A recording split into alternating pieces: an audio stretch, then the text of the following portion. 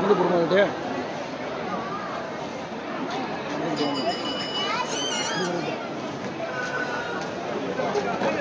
நீங்கள் இப்போ பார்த்து கொண்டு இருக்கிற இடம் வந்து சிதம்பரம் பிரசித்தி பெற்ற நடராஜர் கோயில் தேர்.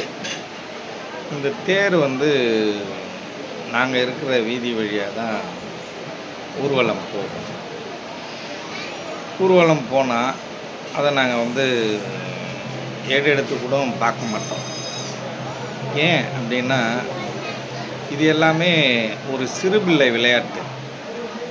இந்த சிறுபிள்ளை விளையாட்டுனால மேல்நிலையை அடைய முடியாதுன்றத நீங்கள் தெளிவாக தெரிஞ்சுக்கணும். ஒரு ஆன்மீகம் அப்படின்னா எப்படி இருக்கணும் அப்படின்னா, அமைதியாக இருக்கணும், தன்னை உள்ளார்ந்து பார்க்கணும்.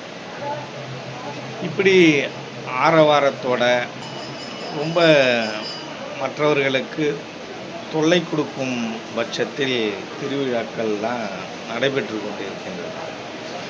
பூசணிக்காயை வந்து ரோட்டில் உடைக்கிறது, தேங்காயை ரோட்டில் உடைக்கிறது, இந்த வழக்கம் எதனால் இருக்குது அப்படின்னு கேட்டிங்கன்னா, இதெல்லாம் நீங்கள் வந்து சாப்பிடணும். காலையில் இதை சாப்பிடணும். காலையில் சாப்பிட்டால் உடம்புக்கு வந்து ரொம்ப நல்லது.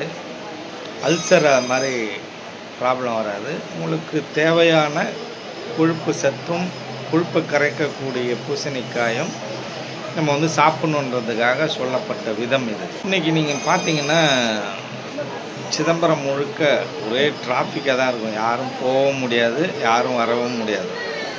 ஒரு 2 நாளைக்கு அப்படி தான் இருக்கும். இந்த யாரோ ஒருத்தவங்களோட அபிவிருத்திக்காக, யாரோ ஒருத்தவர்கள் நலனுக்காக இந்த ஊர் மக்கள் எல்லாம் சிரமப்படுவது என்பது ரொம்ப வருத்தத்துக்குரிய விஷயம். அதாவது ஆன்மீகமும் உங்களோட தேர் தரிசன இந்த விழாக்களும் தேவைதான். ஆனால் மற்றவர்களுக்கு இடையூறு செய்யும் வகையில் இது இருக்கக்கூடாது. அது மட்டும் இல்லாமல் நாம் வந்து பேச்சளவில் இதை மாதிரி இருக்கிறோம், ஆனால் நடைமுறையில் இல்லை என்று ஒரு சில பேர் நீங்கள் நினச்சிக்கக்கூடாது. அதற்காக தான் நம் வாசல் வழியே சென்றாலும் நாம் அதை வந்து கண்டுகொள்வதே இல்லை.